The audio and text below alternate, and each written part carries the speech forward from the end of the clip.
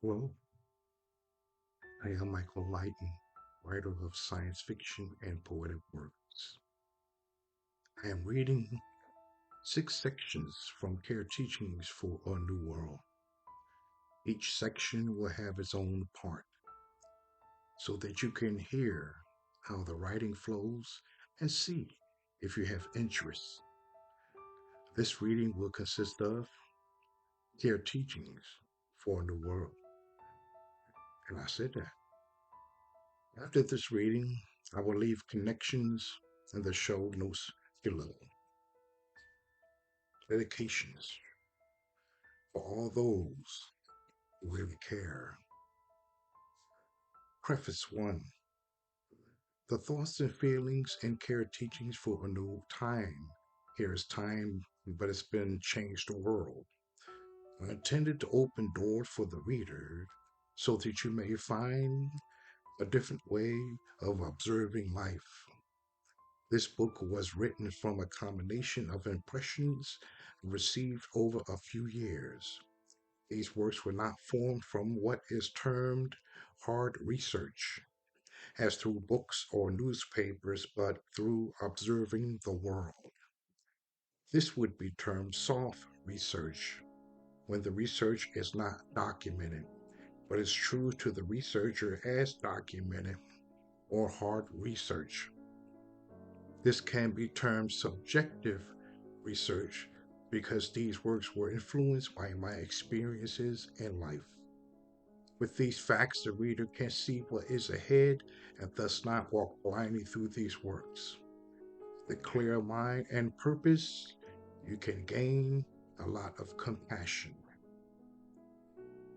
Subsection 1. The favors and balances of humanity. The favors and balances of humanity. In truth, when we loan an individual an item, there is an expectation from the loaner to the recipient. If this expectation is not fulfilled, there can be conflict. The above situation also deals with money. There is an expectation from the loaner to the recipient. In any expectation, the channel is open for disappointment. When a favor is given through charity, there is no anticipation, thus, no disappointment. Charity is the best of all favors. It is given through love, with no anticipation of love in return, with no hidden agenda. Conflict and confusion sets in, for the acceptor of this favor must be confused as to the purpose of the favor. When there is clarity of purpose from the giver to the acceptor, there is no conflict. When there is a loan involved or charity is at work, relationships remain off balance. In our world, because of the confusion and our purpose of helping another, we should observe our true intentions when it comes to any loans or charitable works. It might appear like the writer is bashing loans as it comes against charity. Of course, charity is stronger in comparison to giving from the heart as opposed to giving from the profit loans. When loans are necessary, then we can work with loans. Both are favors. Both need to be handled with clear intentions. Simplicity. When our spirit is filled with simplicity of thought and action, then our lives are simple. Simplicity of spirit means our motivations are simple and not filled with complexities. When our motivations are simple, our desires become clear. And there is no contradiction between what we want versus what we need. They become one and the same. Simplicity of thought breeds an uncomplicated mind, which is not cursed with confusing terminologies or confusing ideas. All the ideas become easier to bring into practice. Simplicity of thought brings simplicity of purpose. The reason why we do things will become clearer after all these simple concepts are followed. Clarity. When the spirit is not clarified and not muddled with prejudices, the motivating factor comes in through a more clarified spirit. Our motivations and desires are sincere when clarity ensues. When the desire is clear, then thought comes into action. The desire being clear, thoughts remain clear. Clear desires, clear thoughts. Muddled desires, muddled thoughts. Perception. The beginning of this world is through a child's eyes. Children are innocent, and before finding themselves, will experience the ups and downs of life until reality begins to lock in the teen years. The teen years are the most unbalanced of all perceptions of life.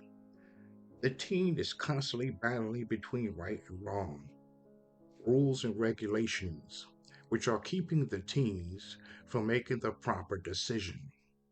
The right or wrong decisions can begin to solidify at maturity when perceptions in life become grounded and decisions begin to be made more easily.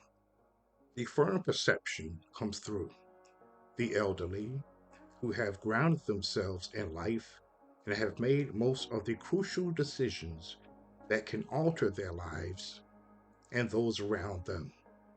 These energies from these older people are not in flux as much as the baby's energies are in flux, due to the elderly psyche being set in its ways.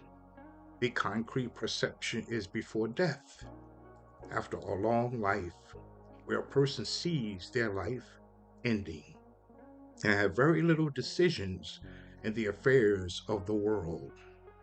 These people await death. If these people have settled their inner disputes of right and wrong, peace reigns. Understanding. There is an inner understanding which comes from clear perceptions and harbors creative seeing. This inner understanding takes constant reevaluation of your own way of living until life comes into clarity. For the inner mind and body, it is clear when we begin to see our true relations to others. The outer understanding is made aware through inner understanding. When the outer life is understood clearly, then harmony can reign through the entire life. In the simple life, there are no debates on the complexities of life and how to handle situations. Situations are handled without frustrating endings because of a lack of complexities. As we view life, we find that life is truly simple. Awareness. In the awareness of ourselves, we begin to respect other people's awareness of themselves, to watch ourselves without prejudice or judgment in our actions, words, and everyday activities. We begin to see a change in our attitude. This action is discipline in love. Discipline becomes instantaneous. Thus, time is not a factor. When we get to the point of observing without prejudice, our awareness can expand into realms beyond, where all things are unified in love. The universal force of all things become brilliant within us. We become one with the whole universe. Inner voice. Those who work against the inner voice of conscience could dwell into danger. Intrigue would be their lot. These people would fall into confusion. After confusion lies complexities and situations, for within us soon dwells outside us. Through complexities, violence arrives, for we as humans were not built to dwell into complex moments too long. Simplicity is our lot. Ask anyone who has gone through a complex time and a simplistic time, and they would tell you the same. The truth is in the experience. After many intense, complex moments and much violence, death ensues for people who do not listen to their conscience, that still small voice of love that is within us, deep down, way down, where silence reigns. Suffering purpose. In the measurement of suffering, it can be the ones who care the least about anything or have not compassion will suffer the most, while those who care more will suffer the least. Fasting. Fasting appears as a good way to subdue carnal desires if it is done moderately. If it is done inappropriately, thus harming the body, not cleansing, then can the lower desires have a stronger hold onto the body. This will cause the heart to be trapped in wanting and not achieving what is needed. When the fasting is completed, fasting can be put aside until another time. When the person has cast off the lower desires of the body, fasting is no longer needed. Desires.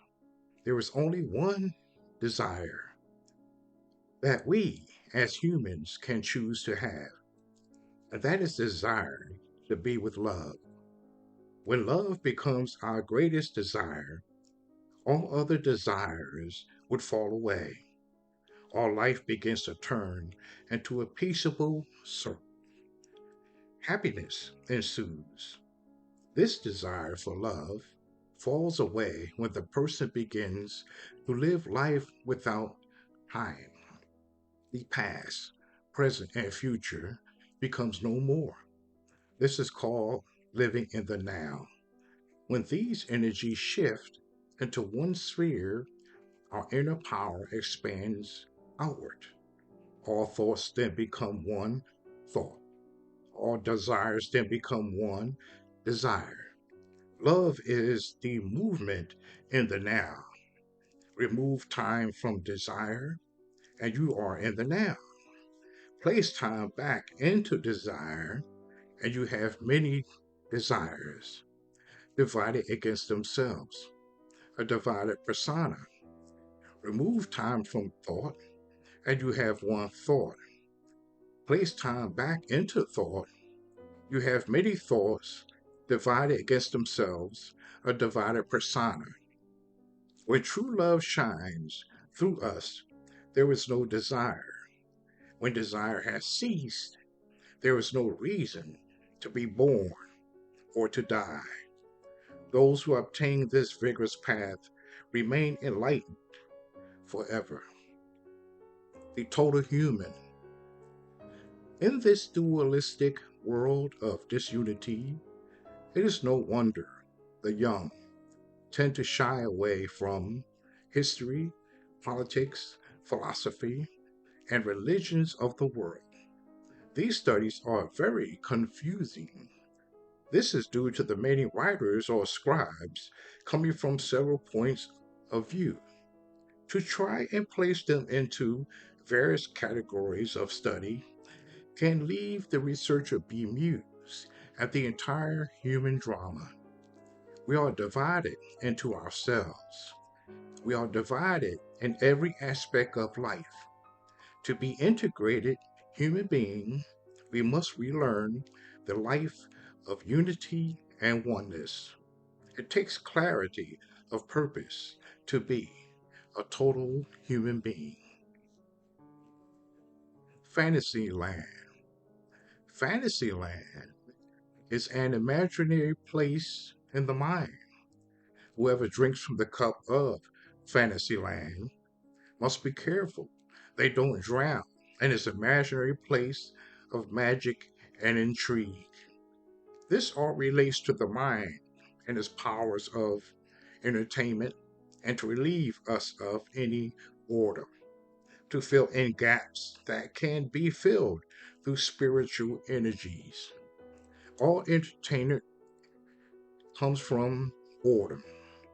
Boredom arises from unreleased energies that need some type of interesting outlet. So, entertainment was developed. There would be no need for entertainment if we were all total humans. But since we are not, entertainment has become a necessity. Without a variety of entertaining cartoons and stories, we would feel held in, bored, and bound to do more harm than good.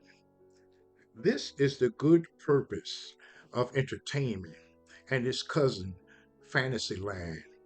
Entertainment comes from fantasy, which starts in the mind first, then develops outside of us to become cartoons and movies. We can enjoy ourselves through entertainment, but we must be careful of how much we indulge. True power. Each person is born with power. There is a power to blink the eye, move the arm, even the physically enslaved or those in economic slavery have true power. There is the power to speak against injustices, even if these means our lives or freedoms.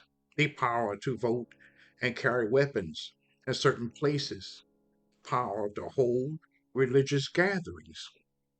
These are social powers, but social powers are not true powers because all societies are temporal, not formed to be eternal. But true powers are formed from love and cannot be steered or hindered by social powers.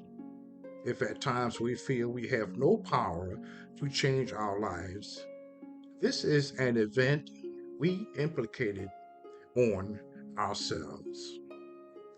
Getting ready. There are no, there are conceited and judgmental people whose duty is to make others look bad in front of others. If these conceited people and judgmental people have failed in their attempts to make others look bad, these sincere ones are then subjected to words that they are not ready for certain situations in life. This is an attempt to diffuse the will of these sincere ones. This is a plan to frustrate and bend the sincere ones into complacency. We know when we are ready for certain situations in life. Not one person on this earth has the authority to judge who is ready and who is not ready. Destiny. We are where we are supposed to be in life according to our destinies, accomplishments, or failures. It's up to us whether we improve our conditions or not. Positive people versus negative people. A negative person sees everything that happens to them negatively. This negative force from some negative people come from outside themselves and not within themselves. Everyone else is to blame for the negative person's dreary life. When something positive happens in the negative person's life, it happens only from themselves and not others who could have helped to bring this positive situation to happen. A positive person sees that we are all affected by each other personally and impersonally. I'll have to fix that flub. Religion versus religions, institutions, and science. Our religions are structured, ritualistic, dogmatic, and institutionalized because in true religion, there is no set time to do prayers or adorations unto love. In true religion, all is instantaneous, nor are these their words that must be adhered to or remembered. All religions fall short because humankind tries to structure that which cannot be structured. Science falls short through structure and calculations. These things are of the mind having its limits. So science has its limits. One true religion envelopes the person in its embrace, and the person feels and is protected by a power other than themselves. This power is in love. Now, that was subsection 1 of the Care Teaching for a New World. That flub there went on for too long, so I might fix that. I don't think I'm going to leave that in. That was a little bit too rough. But the rest of the stuff, it flowed real easy. I hope you enjoyed that reading. The full book is auto narrated with as much kind of voice on Google Play Books for 99 cents. In the works, there are two more I found in the pocket. One is a science fiction thriller called The Forgotten Case of Rain, and the other is a practical guide to living called Communications in Love. It's at Amazon.com, GooglePlaybooks.com, Drafted Digital, which is connected to Barnes & Noble and Apple Books. This is Michael Lighten, and I will connect with you in the next audio. Positive person sees that we are all affected by each other personally and impersonally. Religion versus religions, institutions, and science. Our religions are structured, ritualistic, dogmatic, and institutionalized because in true religion, there is no set time to do prayers or adorations unto love. In true religion, all is instantaneous, nor are there words that must be adhered to or remembered. Our religions fall short because humankind tries to structure that which cannot be structured. Science falls short through structure and calculations. These things are of the mind having its limits. So, science has its limits. One true religion envelopes the person in its embrace, and the person feels and is protected by a power other than themselves. This power is in love. That was subsection 1 of the movement of love. Hope you enjoyed that read. The full book is auto-narrated with a much kinder voice on Google Play Books for 99 cents. In the works, there are two more I found in the pocket. One is a science fiction thriller called The Forgotten Case of Rain, and the other is a practical guide to living called Communications in Love. These books are at Amazon.com, GooglePlaybooks.com, Drafted Digital, which is connected to Barnes & Noble, and Apple Books. So this is Michael Lighten. I'm going to connect with you in the next audio.